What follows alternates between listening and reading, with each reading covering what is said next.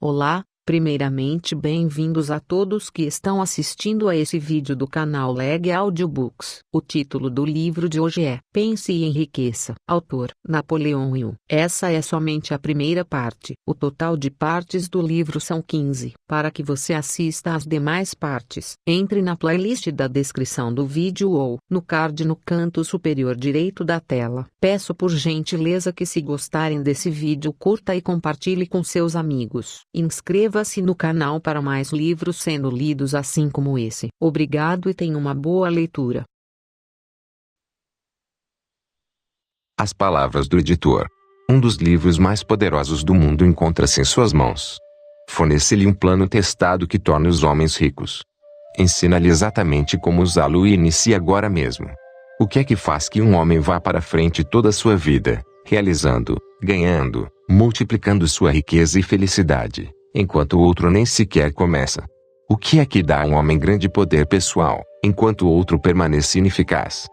O que faz com que um homem seja capaz de resolver qualquer problema, encontrar o caminho entre todos os lugares inóspitos da vida, até a realização de seus mais acalentados sonhos, enquanto o outro luta, fracassa e termina em nada? Há muitos anos atrás, Napoleão Hill sentou-se com Andrew Carnegie, um dos homens mais ricos do mundo na época, e teve o primeiro vislumbre do grande segredo. Carnegie incumbiu de descobrir como outros usavam esse segredo, para que eles estudassem os métodos e criassem um único método que pudesse ser dado ao mundo como plano máximo. Pense e Enriqueça revela o segredo e fornece o plano. Desde sua publicação, em 1937, muitas edições se esgotaram assim que foram impressas. A edição presente foi atualizada com auxílios completamente novos para o leitor, incluindo um curso para recordar, de uma página, em cada capítulo. Aqui está finalmente o meio seguro de vencer todos os obstáculos, realizar qualquer ambição, atrair sucesso como se viesse de um rio eternamente fluente. Este livro irá sacudi-lo, com seu poder de transformar a vida. Logo saberá por que certas pessoas adquirem pilhas de dinheiro e felicidade, pois você será uma delas. Prefácio. Em todos os capítulos deste livro menciono o segredo de ganhar dinheiro, que trouxe fortunas a centenas de homens muito ricos, homens que analisei com cuidado durante longos anos. O segredo foi trazido à minha atenção por Andrew Carnegie, há mais de meio século. O sagaz e adorável velho escocês o jogou para mim descuidadamente, quando eu não passava de um garoto. Depois, recostou-se na cadeira com um alegre piscar de olhos e ficou a examinar-me atentamente, para ver se eu possuía cabeça suficiente para entender o pleno significado do que me dissera. Quando percebeu que eu captara a ideia, indagou se eu queria passar 20 anos ou mais preparando-me para apresentá-la ao mundo, aos homens e mulheres que, sem o segredo, passariam a vida inteira fracassados. Disse-lhe que o faria e, com a cooperação dele, mantive a promessa. Este livro contém o segredo testado na prática por milhares de pessoas, em quase todos os setores da vida. A ideia de M.R. Carnegie era de que a fórmula mágica, que lhe dera estupenda fortuna, deveria ser colocada ao alcance das pessoas que não dispõem de tempo necessário para averiguar como se ganha dinheiro. Esperava que eu pudesse testar e demonstrar a integridade da fórmula, através da experiência de homens e mulheres, nas várias profissões. Acreditava que se deveria ensinar a fórmula nas escolas e faculdades públicas, expressando a opinião que, se fosse transmitida de maneira certa, revolucionaria a tal ponto todo o sistema educativo, que o tempo despendido na escola poderia ser reduzido a menos da metade. Histórias verídicas provam o poder assombroso do segredo. No capítulo que trata da fé, você lerá a surpreendente história da organização da gigantesca United States Steel Corporation, corporação americana do aço, como foi concebida e realizada por um dos jovens através dos quais M.R. Carnegie provou que sua fórmula agiria para os que se acham prontos para ela. Uma única aplicação do segredo, feita por Charles M. Schwab, deu-lhe enorme fortuna, tanto em dinheiro como em oportunidades. Essa determinada aplicação da fórmula valia, aproximadamente, 600 milhões de dólares. Tais fatos, e são fatos conhecidos de quase todos que conheciam M.R. Carnegie fornecem-lhe uma ideia justa do que a leitura deste livro lhe poderá proporcionar, desde que você saiba o que quer. O segredo foi revelado a milhares de homens e mulheres, que o aplicaram em seu próprio benefício, como planejara M.R. Carnegie. Alguns arranjaram fortunas com ele. Outros o aplicaram com êxito para criar harmonia em seus lares. Um clérigo usou com tal eficácia, que lhe rendeu mais de $75 mil por ano. Arthur Nash, alfaiate de Cincinnati, usou seu negócio quase falido como cobaia para testar a fórmula. Conseguiu reanimá-lo, o que trouxe verdadeira fortuna aos donos. Ainda está florescente, embora M.R. Nash já tenha falecido. A experiência foi de tal modo singular, que jornais e revistas lhe dedicaram mais de $1 milhão de publicidade laudatória. O segredo foi transmitido a Stuart Austin Weir, de Dallas, Texas. Ele estava pronto para recebê-lo, tão pronto que abandonou a profissão e foi estudar direito. Teve êxito. Essa história também é contada. Enquanto trabalhava como gerente de propaganda da La Salle Extension University, quando a universidade pouco mais era que um nome, tive o privilégio de ver J.G. Chaplin, seu presidente, empregar a fórmula com tal eficácia, que tornou La Salle uma das maiores escolas populares do país. O segredo ao que me refiro foi mencionado nada menos que 100 de vezes no decorrer deste livro. Não foi diretamente apontado, pois parece agir com mais êxito quando apenas mencionado e deixado à vista, onde os que estão prontos para ele e o estão procurando, possam dele se apossar. Por isso é que M.R. Carnegie jogou para mim tão tranquilamente, sem nomear-lhe especificamente. O segredo fala aos que ouvem.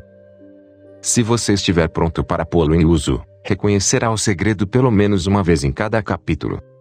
Gostaria de ter o privilégio de dizer-lhe como saberá quando estiver pronto a recebê-lo, mas isso privaria de muitos dos benefícios que receberá ao fazer a descoberta a seu modo. Enquanto esse livro estava sendo escrito, meu próprio filho, que então estava concluindo seu último ano da faculdade, pegou o manuscrito do 2º capítulo da obra, o leu, e descobriu o segredo por si mesmo. Ele usou a informação tão efetivamente que galgou diretamente um posto de alta responsabilidade com um salário inicial maior do que aquele que um homem mediano jamais alcançará. Sua história foi brevemente contada no capítulo 2. Quando você ler o livro, talvez desfaça a impressão que possa ter tido, no início da leitura, de que a obra prometia demais. E, também, se alguma vez já se sentiu deprimido, se já teve dificuldades a vencer que pareciam lhe arrancar a própria alma, se já tentou e fracassou, se alguma vez já esteve incapacitado por causa de doenças ou aflições físicas, a história da descoberta do meu filho e do uso da fórmula de Carnegie pode vir a ser como oásis no deserto da esperança perdida, aquele oásis que você estava procurando. O segredo foi muito empregado pelo presidente Woodrow Wilson durante a Primeira Guerra Mundial. Foi transmitido a todos os soldados que lutaram na guerra, cuidadosamente dosado no treinamento que recebiam antes de ir para o fronte. Contou-me o presidente Wilson que ele foi um forte fator na tarefa de angariar os fundos necessários para a guerra. Uma das coisas interessantes a respeito do segredo é que os que uma vez o adquirem e o empregam, se descobrem literalmente arrastados em direção ao sucesso. Se você duvida, estude o nome dos que usaram, sempre que forem mencionados, examine você mesmo o histórico dessas pessoas e convença-se. Não existe nada que não custe alguma coisa. O segredo ao que me refiro não pode ser obtido sem um preço, embora este seja bem menos que seu valor. Não pode ser adquirido por preço algum por aqueles que não o procuram intencionalmente. Não pode ser revelado, não pode ser comprado por dinheiro, pela simples razão de que se compõe de duas partes. Uma delas já pertence aos que estão prontos para ele. Serve igualmente bem a todos que estão prontos para ele. Educação nada tem a ver com ele. Muito antes de eu nascer, o segredo foi ter as mãos de Thomas Edison e ele o aplicou com tanta inteligência que se tornou o maior inventor do mundo, embora só tivesse tido 3 meses de instrução. O segredo passou para Edwin C. Barnes, sócio comercial de Edison. Usou-o com tal eficácia que, embora na época só ganhasse $12 mil por ano, acumulou respeitável fortuna, aposentando-se enquanto ainda jovem. Você encontrará esta história no começo do 1º capítulo. Irá convencê-lo de que a riqueza não está além do seu alcance, que você poderá ser ainda o que deseja ser, que dinheiro, fama, reconhecimento, felicidade podem ser de todos aqueles que estão preparados e decididos a receber tais bênçãos. Como é que sei dessas coisas? Você terá a resposta antes de terminar o livro. Poderá encontrá-lo no 1º capítulo ou na última página. Enquanto me ocupava com a tarefa da pesquisa de 20 anos, que empreendi atendendo ao pedido de M.R. Carnegie, analisei centenas de homens afamados, muitos dos quais admitiram terem acumulado suas vastas fortunas utilizando o auxílio do segredo de Carnegie. Entre eles estão Henry Ford, William Wrigley, Jr. John Wanamaker, James J. E. George S. Parker, M. Statler, Henry L. Doherty, Cyrus H. K. Curtis, George Eastman, Charles M. Chabarris, F. Williams, Dr. Frank Gonçalves, Daniel Willard Kinglet, Hal Paul X. Jus, Daniel Theory, John D. Rockefeller, Thomas Edison, Franca Vanderlip, F. W. Orticel, Robert Adular, Afilene, Erwin C. Barnes, Arthur Nash, Theodore Roosevelt, John W. Davis, Albert Hubbard, Wilbur William Jennings Bryan, Dr. Davi Starr, Jordan J. Odgener. Moore, Arthur Brisbane, Woodrow Wilson, Leon Howard Taft, Luther Burbank, W. Book, Frank Munsey, Albert H. Gary, Clarence Darrow, Dr. Alexander Graham Bell, John H. Patterson, Julius Rosenwald, Stuart Austin Weir, Dr. Frank Crane, George M. Alexander J. G. Chaplin e Sam Jennings Randolph. Estes nomes representam apenas pequena fração das centenas de americanos famosos, cujas realizações financeiras e outras provam que os que entendem e aplicam o segredo Carnegie alcançam elevados postos na vida. Nunca conheci ninguém que, inspirado a usar o segredo, não atingisse sucesso notável na carreira escolhida. Jamais conheci alguém que se distinguisse, ou que acumulasse riquezas de monta, sem estar de posse do segredo. Desses dois fatos tiro a conclusão de que o segredo é mais importante, como parte do conhecimento essencial para a autodeterminação, que qualquer outro que se receba através do que é popularmente chamado de educação. O que é educação, afinal? Isso foi respondido pormenorizadamente. O momento decisivo em sua vida. Em algum momento, à medida que você lê, o segredo ao que me refiro saltará da página e se colocar ousadamente diante de você, se você estiver pronto para recebê-lo. Assim que aparecer, você o reconhecerá. Quer capte o sinal no primeiro, quer no último capítulo, pare um momento, quando ele se apresentar, e faça um brinde, pois a ocasião assinalará o mais importante ponto de mutação de sua vida. Além disso, lembre-se, no decorrer do livro, que ele trata de fatos e não de ficção, sendo seu propósito transmitir a grande verdade universal pela qual todos os que estiverem preparados, possam aprender não apenas o que fazer, mas como fazê-lo. Receberão também o estímulo necessário para começar. Como palavra final de preparação, antes de iniciar o primeiro capítulo, posso oferecer-lhe uma rápida sugestão, que lhe poderá fornecer a pista para reconhecer o segredo de Carnegie. Eia, toda a realização, toda a riqueza ganha, tem seu início numa ideia. Se você estiver pronto para a revelação do segredo, então você já possui metade dele, por isso, reconhecerá prontamente a outra metade, no momento em que esta estiver diante de sua mente. Pensamentos são coisas. O poder que pronuncia o sucesso é o poder da mente. Como fazer com que a vida diga sim, em vez de não, aos seus planos e ambições? Na verdade, pensamentos são coisas, e coisas bem poderosas quando se unem a propósitos definidos, persistência e um ardente desejo de serem traduzidos em riquezas ou outros objetos materiais. Há alguns anos, Edwin C. Barnes descobriu quanto é verdade que os homens realmente pensam e enriquecem. A descoberta não se deu de uma vez. Chegou aos poucos, começando com o ardente desejo de se tornar sócio do grande Edison. Uma das características principais desse desejo era o de ser definido. Queria trabalhar com Edison e não para ele. Observe cuidadosamente a descrição de como procedeu para traduzir o desejo em realidade e terá, então, maior compreensão dos princípios que conduzem à riqueza. Quando tal desejo ou impulso passou, pela primeira vez, em sua mente, não se achava ainda em condições de agir. Duas dificuldades se interpunham em seu caminho: não conhecia Edison, nem podia pagar a passagem de trem para East Orange, em New Jersey. Essas dificuldades teriam sido suficientes para desanimar a maioria dos homens, de fazer qualquer tentativa de levar avante o desejo. Mas o desejo que ele nutria não era um desejo comum. Edison olhou para ele. Apresentou-se no laboratório de Edison, anunciando que viera para fazer negócios com o inventor. Referindo seu primeiro encontro Barnes-Edison, disse esse último, anos mais tarde. Lá estava ele diante de mim, parecendo um camarada comum, mas havia algo na expressão de seu rosto, que transmitia a impressão de que estava decidido a conseguir o que buscava. Eu aprendera, em longos anos de experiência com os homens, que quando alguém realmente deseja uma coisa tão intensamente, a ponto de arriscar todo o futuro numa simples jogada para consegui-la, não poderá deixar de ser bem-sucedido. Dei-lhe a oportunidade que pedia, porque percebi que resolvera não arredar pé enquanto não obtivesse êxito.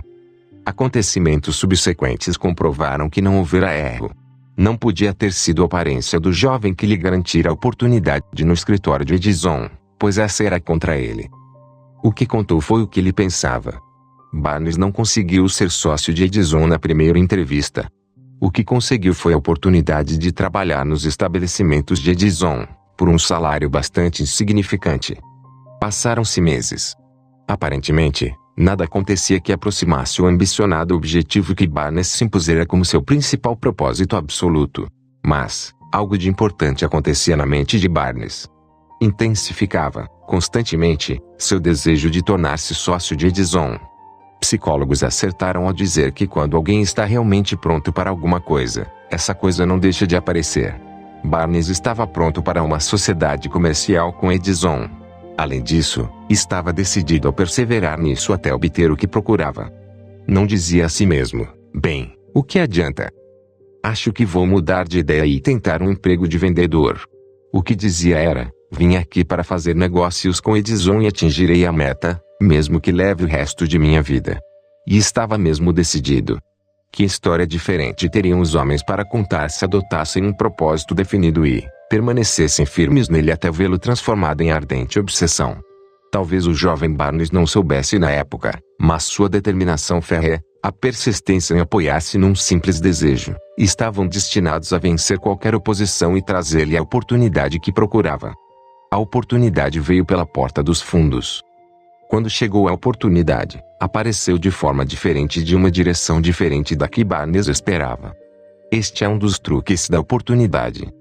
Tem o hábito astuto de penetrar pela porta dos fundos, disfarçada, por vezes, de desgraça ou de derrota temporária. Por isso, talvez, e que tantos deixam de reconhecê-la. Edison acabara de aperfeiçoar um novo invento para escritório, chamado, na época, de máquina de digitar Edison. Os vendedores não estavam entusiasmados com a máquina.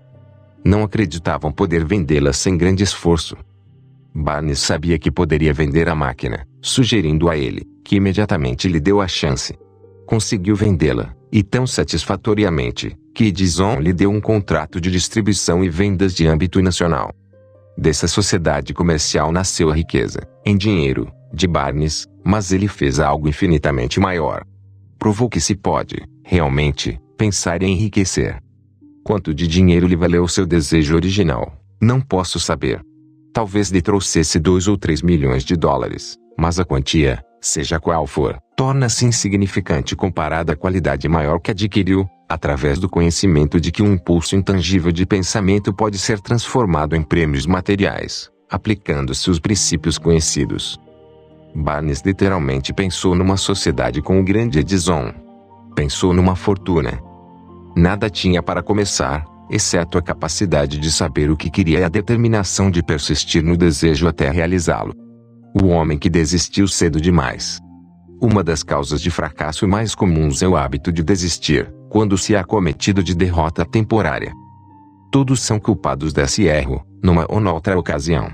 Página 10. Um tio de R. Dabi foi atingido pela febre do ouro, nos dias da corrida do ouro e lá se foi para o oeste, para escavar e enriquecer. Nunca ouvira dizer que mais ouro fora extraído dos pensamentos dos homens do que jamais saíra da terra. Fez valer seus direitos e foi trabalhar de pá e picareta. Após semanas de trabalho, foi recompensado pela descoberta do minério reluzente. Precisava de máquinas para trazer o minério para a superfície. Sem alarde, cobriu a mina, refez as pegadas que o levavam à sua casa, em Williamsburg, Maryland e contou aos parentes e alguns vizinhos do achado. Reuniram dinheiro para as máquinas necessárias e mandaram-nas por navio. O tio e Darby voltaram ao trabalho na mina. O primeiro carro de minério foi extraído e enviado a uma fundição. O que voltou demonstrou que possuía uma das mais ricas minas de Colorado. Com algumas cargas mais do minério, poderiam saldar as dívidas. Depois viriam os enormes lucros. As perfuratrizes penetraram na terra, enquanto aumentavam as esperanças de Darby e seu tio. Então, algo aconteceu. O veio de minério de ouro desapareceu. Tinham chegado ao fim do arco-íris e o pote de duro não mais estava lá. Continuaram a perfurar, tentando, desesperadamente, encontrar o veio de novo. Tudo em vão. Finalmente, resolveram desistir.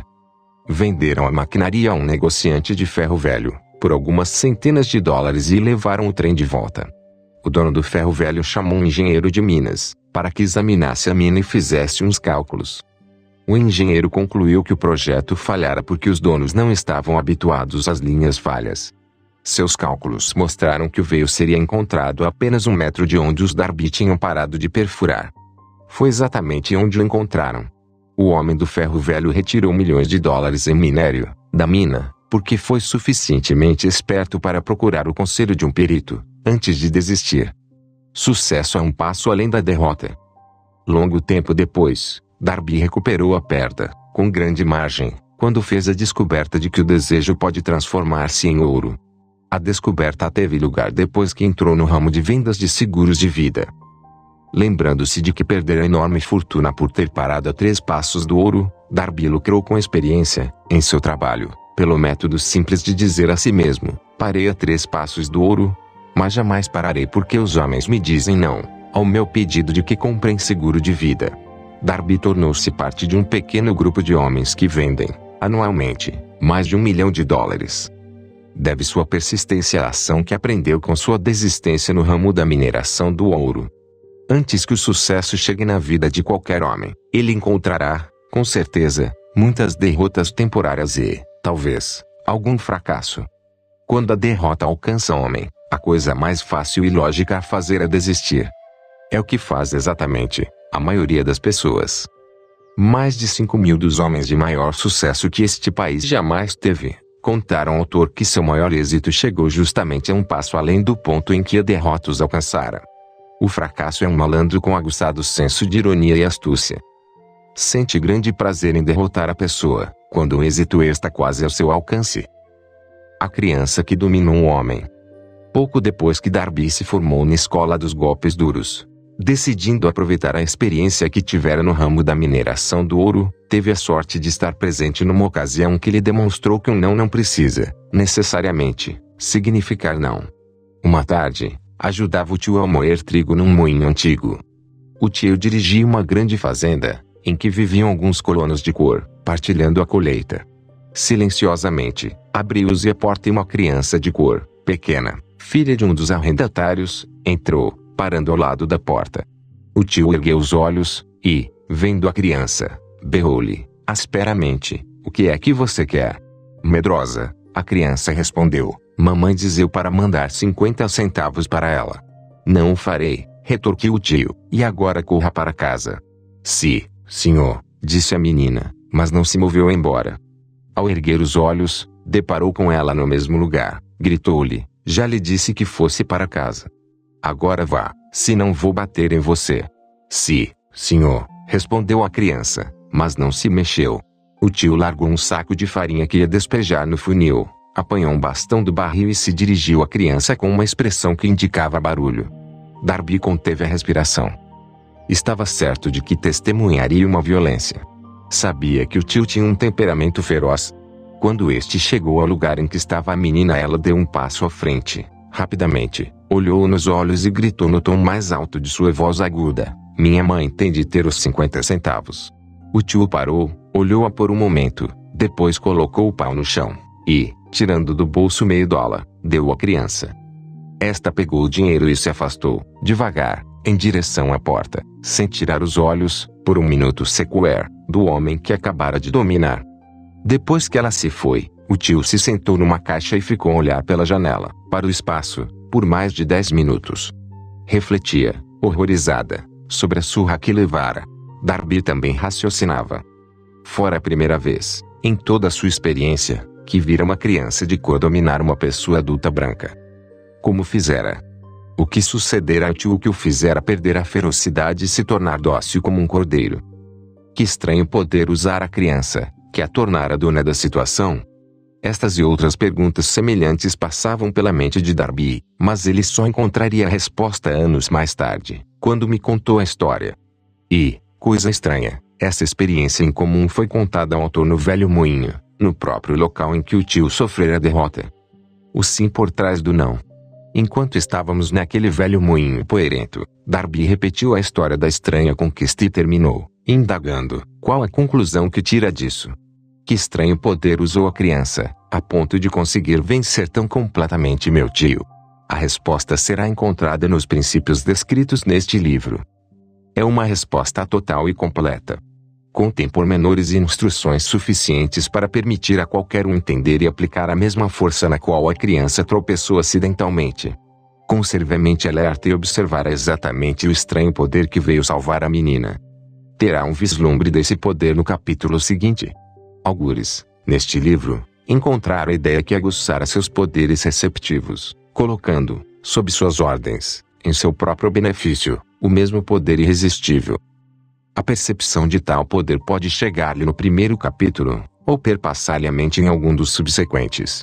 Pode chegar na forma de uma única ideia, ou como um plano ou propósitos. Ou, ainda, pode fazer com que volte às experiências anteriores de derrota, trazendo à superfície alguma lição pela qual poderá recuperar tudo o que perdeu através da derrota. Depois que descrevia Darby o poder inadvertidamente empregado pela criança, ele logo rememorou seus 30 anos de experiência como vendedor de seguros de vida, reconhecendo, com franqueza, que o sucesso alcançado neste ramo, devia-o, e muito, à lição que aprendera com a menina. Darby salientou: todas as vezes que um cliente em potencial tentava levar-me na conversa, sem comprar, eu via aquela criança, parada no velho moinho, os grandes olhos fulgurantes de desafio, e dizia a mim mesmo: tenho de conseguir esta venda.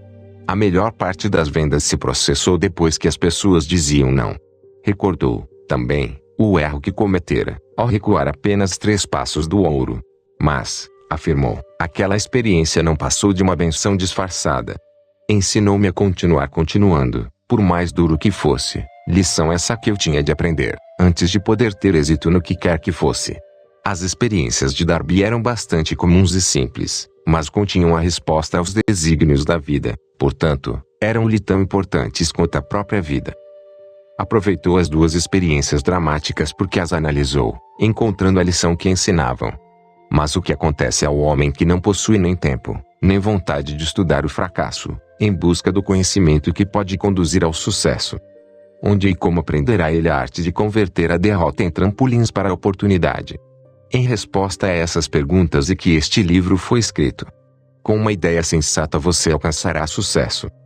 A resposta exigiu a descrição de 13 princípios, mas lembre-se, ao ler, que a resposta que você procura às perguntas que o fizeram refletir sobre a singularidade da vida, pode ser encontrada em sua própria mente, por meio de alguma ideia, plano ou propósito, aptos a surgir na mente, durante a leitura. Uma ideia sensata é tudo o que necessitamos para alcançar sucesso. Os princípios descritos neste livro contêm os meios e modos de criar ideias úteis. Antes de prosseguirmos abordando a descrição de tais princípios, acreditamos que você merece receber essa importante sugestão.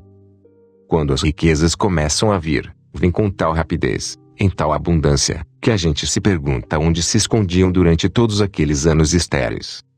Esta é uma declaração surpreendente, ainda mais se tomarmos em consideração a crença popular de que a riqueza só vem aos que trabalham duramente e por longo tempo.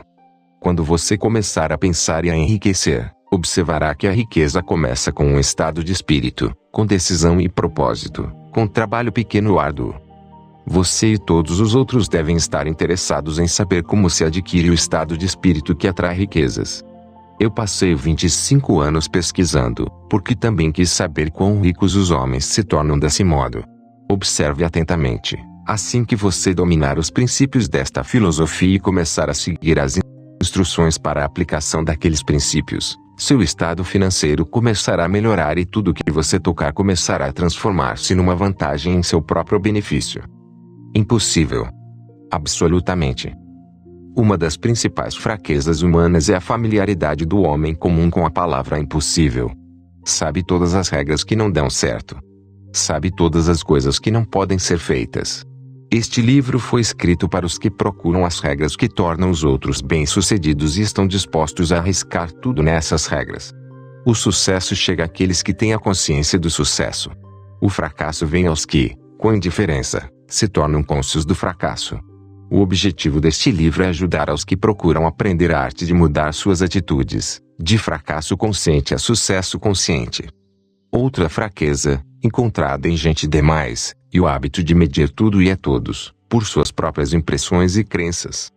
Algumas pessoas que lerem isto acreditam que não poderão pensar em enriquecer, porque seus hábitos de raciocínio foram calcados na pobreza, necessidade, miséria, fracasso e derrota. Essa gente infeliz lembra-me um chinês proeminente, que foi à América para ser educado no sistema americano. Frequentou a Universidade de Chicago. Um dia, o presidente Harper encontrou o jovem oriental no pátio, parou para bater um papo com ele, durante alguns minutos, terminando por indagar o que é que mais o impressionara como sendo a característica principal do povo americano. Ora, exclamou o estudante, a estranha forma dos olhos. Vocês têm os olhos puxados. O que dizemos nós dos chineses? Recusamos acreditar naquilo que não compreendemos. Cremos, tolamente, que nossas próprias limitações são a medida certa das limitações. Certamente os olhos dos outros estão puxados, porque não são iguais aos nossos. O quero e o obterei.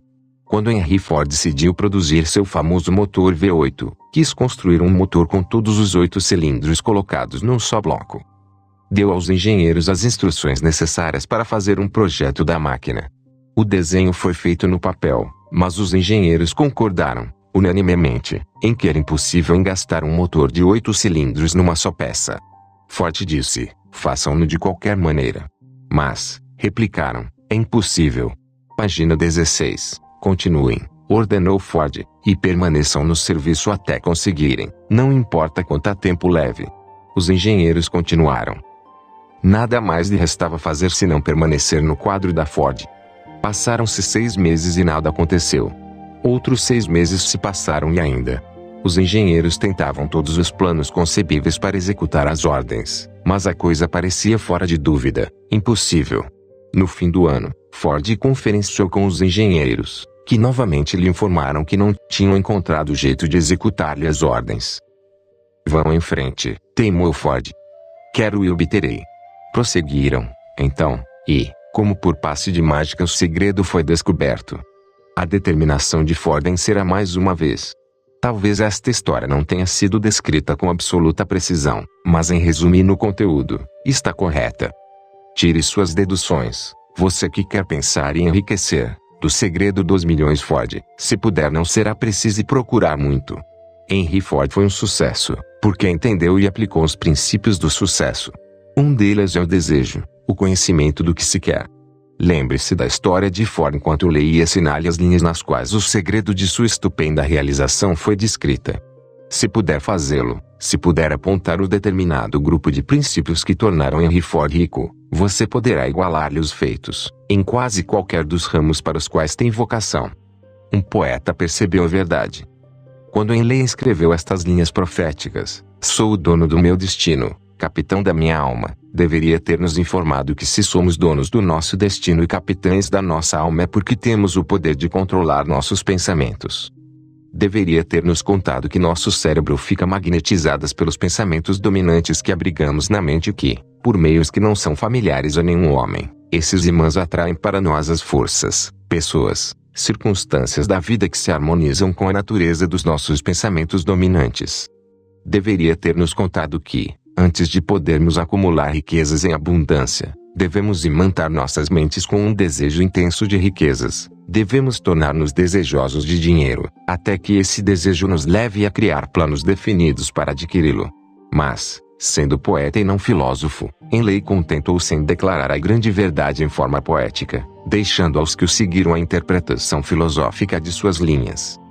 Pouco a pouco a verdade se revelou, até que agora parece certo que os princípios descritos neste livro contêm o segredo do domínio de nosso destino econômico.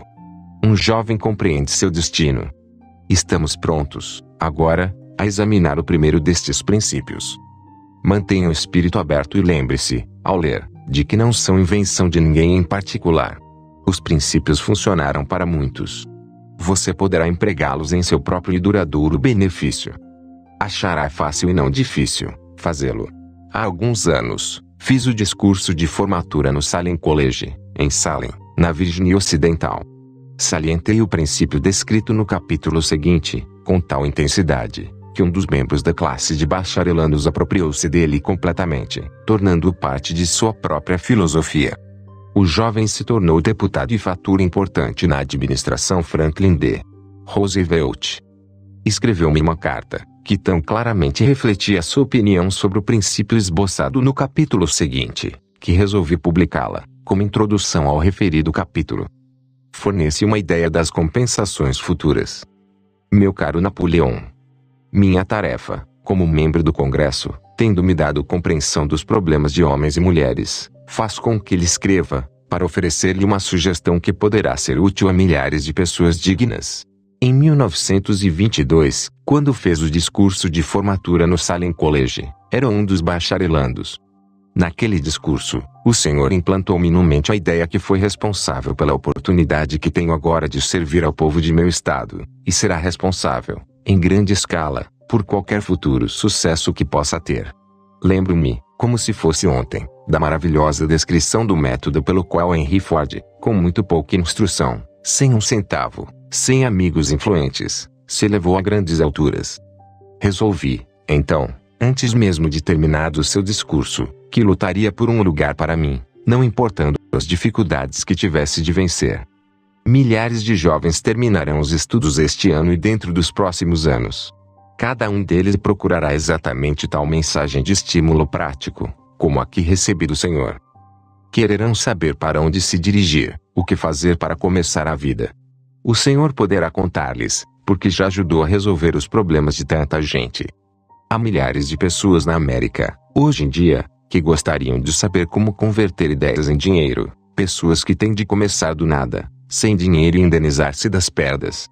Se alguém pode ajudá-los, esse alguém é o Senhor. Se publicar o livro, gostaria de possuir o primeiro exemplar que sair da máquina, pessoalmente autografado pelo Senhor.